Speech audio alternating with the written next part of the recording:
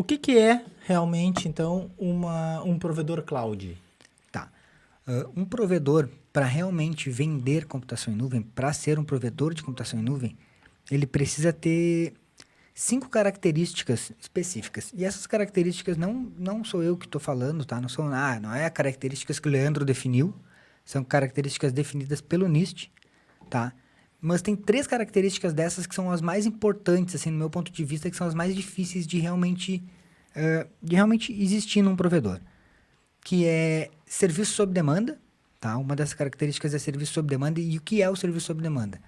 É você poder ir lá escolher o serviço que você quer no momento que você quiser. Então, por exemplo, eu quero subir sei lá, uma nova instância, e aí eu não preciso ir lá contratar do provedor, ligar para alguém. Esse serviço já vai estar ali para mim disponível a hora que eu quiser. Ou eu quero alterar a configuração da minha instância, eu quero um storage, isso aí são serviços sob demanda, eles já estão disponíveis para utilizar no momento que eu quiser. Então, isso é uma característica que o NIST define, e tem também isso aí na norma da ABNT, na ISO.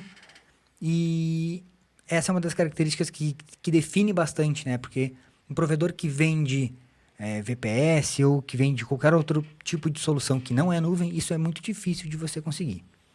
Tá, mas aí falando então ainda sobre essa característica, que é serviço sob demanda, né? Nos provedores comuns, isso não tem. Então, Existem alguns provedores que você consegue ir lá e subir uma máquina virtual você mesmo, mas, como eu falei, para ser computação em nuvem precisa ter as 5 características juntas, não é uma ou outra característica. Então, mas essa é uma característica que não é muito comum de você encontrar, serviço sob demanda. Às vezes, você até acha que está fazendo serviço sob demanda, por exemplo, vai lá e cria uma máquina virtual. E aí, essa máquina estará disponível para você em até 24 horas. Tipo, tu fez uma solicitação, né, para alguém lá criar ou sei lá. aí foi o cara lá, o cara que o nome dele é Script. Ô Script, chega aí, cria uma máquina virtual pra nós. Aí o cara vai lá e cria na mão. É isso, mas tem também tem provedores que já tem isso aí automatizado e você consegue criar alguns recursos, né? Então, por exemplo, se de criar uma instância, às vezes de criar uma máquina virtual, um VPS, tem provedores que já tem isso aí automatizado, você consegue criar. Mas ainda não é nuvem. Mas ainda não é nuvem porque não tem as outras características, né? A outra característica é elasticidade e escalabilidade rápida. Isso aí, para mim, é o que mata mesmo, o que realmente define o que é a computação em nuvem. Por quê? Porque isso você não consegue em qualquer provedor. O que é a elasticidade e a escalabilidade rápida? É você conseguir criar recursos automaticamente. Por exemplo, você tem lá um servidor, uma instância, uma máquina virtual. Entenda como vindo para a nuvem, isso aí seria uma instância, né? Você tem uma instância que ela está lá com capacidade de processamento a 80%, 90%. E aí, nesse momento, você precisa criar mais recursos. E na nuvem, você consegue criar isso automaticamente. Então, ele escala automaticamente. Então, isso é uma característica que você não consegue no provedor, conseguir essa elasticidade e essa escalabilidade rápida. Então, e essa é uma característica bem importante para um provedor que um provedor precisa ter. E isso aí é bem difícil de você achar em provedores comuns, assim, que vendem VPS, porque aí já requer uma automatização um pouco maior, né? Até porque, se tu for pensar em escala e elasticidade, a gente já começa a entrar na questão do crescimento horizontal, né? Coisa que num provedor comum é difícil, porque o cara só tem lá uma máquina. O único crescimento daquela infraestrutura é vertical. Tu vai ir lá e aumentar os recursos daquela máquina virtual. Tô certo? Isso, e bem difícil de fazer essa escala vertical automaticamente também, né? Num provedor, você não consegue nem fazer escala vertical nem horizontal automaticamente. Normalmente você precisa requisitar esse recurso. Eu preciso aumentar o meu servidor. Aí os caras, tá, vamos fazer uma janela aqui. Daí você cria uma janela lá num horário que eles fazem a alteração dos recursos dessa sua máquina virtual. E já na nuvem isso aí é totalmente transparente, assim. Então você consegue escalar, e isso é importante por quê? Porque essa escala automática, como tu falou, ela tem esse crescimento, você faz essa escala horizontal. Então, você cria mais servidores ou mais instâncias, né? E quando precisar excluir essas instâncias, assim como ele escala, ele também exclui essas instâncias automaticamente. Isso aí é importante porque você consegue já entrar na parte de redução de custos e otimização de recursos. Usar somente o recurso. Você vai pagar somente o recurso que você está utilizando. E essa é uma outra característica. A terceira é o quê? Pagamento pelo uso. O que é o pagamento pelo uso? Bom, o nome já diz, é você pagar exatamente pelo recurso que você está usando. Você paga somente o serviço que você está utilizando. Você não, por exemplo, não precisa... eu vou usar aqui um storage de objetos, eu vou utilizar 10 GB desse storage. Você não precisa reservar antes 100 GB do storage de objetos para usar só 10. Nesse caso, você vai pagar exatamente o que você está utilizando. Assim como as instâncias também, os servidores, as máquinas virtuais, você paga por hora. Então, por exemplo, se tu utilizar 3, 4 horas, tu vai pagar só aquelas horas ali. Não vai precisar ter um contrato de um mês, vou pagar um mês inteiro para usar só essas horas. Isso num provedor comum cara, também não vejo, nunca vi. Normalmente o provedor vai fechar um contrato de 1 ano, né? E para isso ser possível, tu tem que ter a característica anterior, que é o serviço sob demanda, né? A pessoa precisa ir lá e ser capaz de criar os recursos e também deletar os recursos quando quiser, porque daí ela paga só por aquele tempo que aquele recurso ficou funcionando, né? Isso, sim. Por isso que eu falei que tem que, para ser computação em nuvem, tem que ter essas 5 características, né? Uhum. Então, não tem como tu ter pagamento só pelo uso se tu não puder escolher o que tu vai utilizar. Então, isso aí é primordial tu ter a primeira característica para ter o pagamento pelo uso. E isso aí é o que faz assim, ó. Às vezes eu vejo o pessoal falando que, não, a computação em nuvem é cara, não sei o quê. Mas quando você tem esse pagamento sob demanda, se você souber utilizar, e quando eu digo utilizar, é conseguir gerenciar, monitorar os recursos que tu está usando para pagar só pelaquilo ali. Quando tu consegue fazer isso,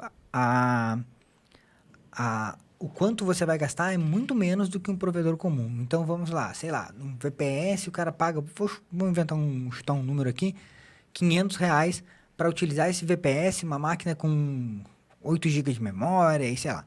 R$500 tá barato, hein? Tá, né? Eu tô só colocando um número. Só que daí ele paga para uma máquina com 16 GB de memória, por exemplo, R$500. Daí ele usa esses 16 GB, que não usa, acaba usando, sei lá, 12, 10, por um período de tempo, por exemplo, por 8, 10 horas no dia. Só que ele paga isso aí todos os dias, às 24 horas. E além disso, às vezes ele usa 5 dias por semana, que é de segunda a sexta ali mais, e final de semana ele diminui bastante essa utilização desses recursos. E aí, com o VPS, no provedor comum, você vai pagar sempre a mesma coisa. Já na nuvem, não. Quando você consegue ter essa escala horizontal e o pagamento pelo uso, você consegue, nesses determinados horários, diminuir o custo, diminuir o recurso que você está usando e não paga por isso. Então, essa é uma grande vantagem assim, que eu vejo da computação em nuvem, é pagamento pelo uso. Tem mais duas características. Essas características já são mais comuns, né, em provedores, que é o amplo acesso à rede, que é que esses serviços sejam acessíveis pela internet e tal, através de APIs. Isso aí já é mais comum, praticamente todos os provedores já disponibilizam isso. E compartilhamento de recursos, que é o quê? Você ter o mesmo servidor físico, né, ou o mesmo storage, compartilhado entre vários clientes. Só que esse compartilhamento de recursos, ele depende muito, às vezes tem provedores que compartilham os recursos de forma que um cliente consiga acessar o outro, isso aí também é arriscado. E na nuvem já não, né? Na nuvem esse risco não existe porque você tem esses dados criptografados, mas é o compartilhamento de recursos. Os mesmos clientes utilizarem os mesmos recursos, e quando eu digo recursos, os mesmos servidores, os mesmos hardware, né? Storage. Legal. Mas tu falou antes que era... Antes desse... era o amplo acesso à rede, né? Isso. Que era o cara poder acessar isso de qualquer lugar. Isso. Mas um provedor comum, por exemplo, que não é cloud, o cara disponibiliza isso, mas para o cara acessar o quê? Se ele não tem... Ele não tem serviço sob demanda. Serviço sob demanda é tu ir lá, acessar os teus recursos pela característica amplo acesso à rede, né? E criar os teus recursos. Mas como ele não tem essa facilidade, então esse amplo acesso à rede que ele oferece é uma coisa limitada, deve ser. Não é tão amplo assim, né? Ele tem um acesso à rede, ele disponibiliza uma interface para você gerenciar, mas Mas aí o cara gerencia o quê? Não, mas às vezes tu consegue gerenciar, ver como é que tá teu consumo dos teus recursos e tal. É um CPN da vida ali. Alguma coisa desse tipo, né? O CPN é uma das soluções que tem. Mas não, o amplo acesso à rede, ele diz na norma que é basicamente ter acesso, está acessível à rede. Então, esse é um recurso que ele é mais comum, que normalmente todos esses provedores de VPS, porque quando ele te fornece um VPS, esse VPS está acessível, né? Ele está acessível pela rede. Então, é um recurso mais que é mais comum da gente encontrar. Mas só ele não é computação em nuvem. Então, muitos provedores se baseiam nesse recurso. A minha VPS está acessível para todo mundo. Se baseiam nesse recurso para dizer que é computação em nuvem. Não, está na nuvem. Todo mundo consegue acessar, está disponível e tal. Então, muitos utilizam só isso aí e o compartilhamento. O que a gente mais encontra em tudo, o que é mais comum de encontrar é o compartilhamento de recursos e o amplo acesso à rede. Então, os provedores pegam, a gente tem vários servidores, todos compartilhados e tal, e é a nossa nuvem. Não é nuvem, né? Só isso não é nuvem. E está acessível para todo mundo. Quando digo está acessível, está disponível para ser acessado através da internet. Então, só esses dois recursos sozinhos, eles não são nuvem. Eles precisam ter os 5 recursos juntos.